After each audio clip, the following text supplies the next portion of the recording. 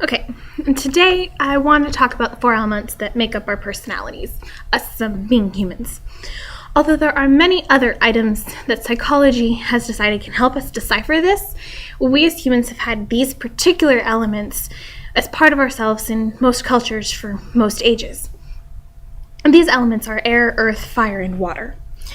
Some people, myself included, believe that there are truly 5 elements, and although this is mostly, if not entirely true, the 5th element, metal, is only a combination of these other elements.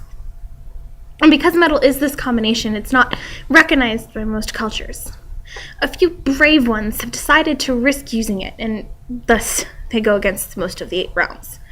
What people don't understand is that every single person has every single element sitting somewhere in their personality. No one person is such a pure element that they'll fit into any of the following descriptions perfectly, not even metal. Because pure metal is really a divine gift that humankind just isn't ready for. The theory of the elements, metal included, to some degree, started earlier than the Greeks. But the first record of it being used to cure ailments is, of course, in ancient Greece. The Greeks, of course, took it just a tiny bit too far, deciding that not only were all of the elements somewhere in you, but that you needed to be balanced. And if you weren't balanced, this was the cause for any ailment from accidentally cutting yourself to epilepsy. Sometimes the extreme cures, of course, were bloodletting and other things that in our day and age could and probably would be considered torturous. Despite the Greeks using this idea to the bit of an extreme, they were right on track. Every person is every element, and being out of balance can cause a lot of issues. These issues, of course, are based on your social interactions and your psychosis.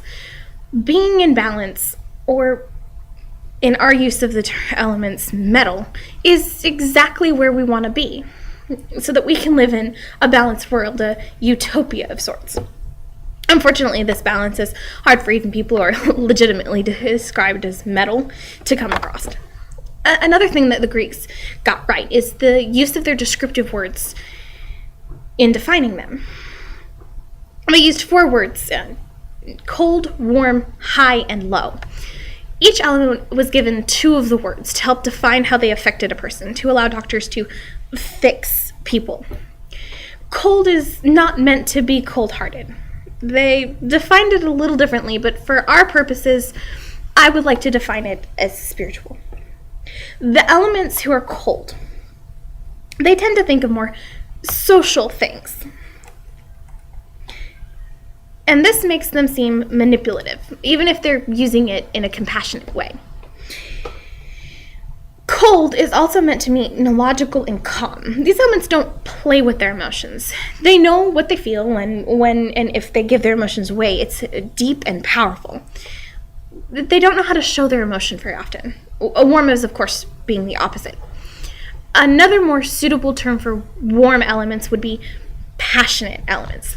These personalities have a more defined cause and often fall behind it with intensity or emotion, whether or not logic has played a part in this.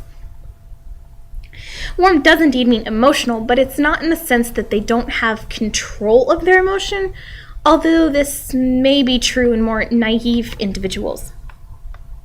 Emotional should be used to define someone who is in touch with their emotional side and can not only tell what they're feeling, but decide that they should feel it.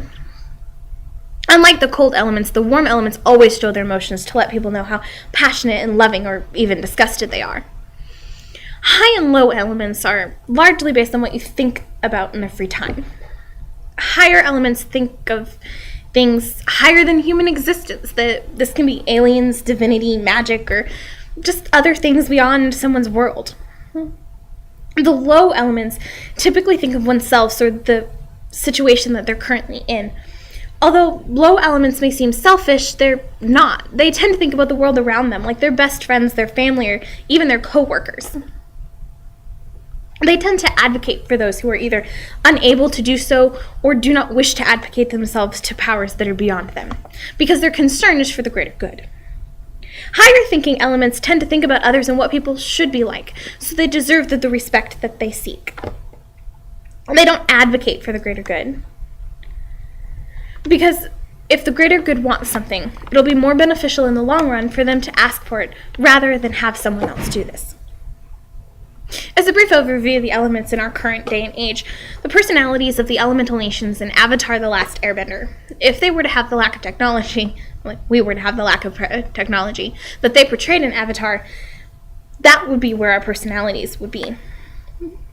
And these two things, the Greek history lesson and Avatar: The Last Airbender, are the closest thing we can come to defining the elements of our personalities. Not even astrology, which can be scary accurate at times, is nearly as good as the Greeks and the Benders. We are going to talk about air next.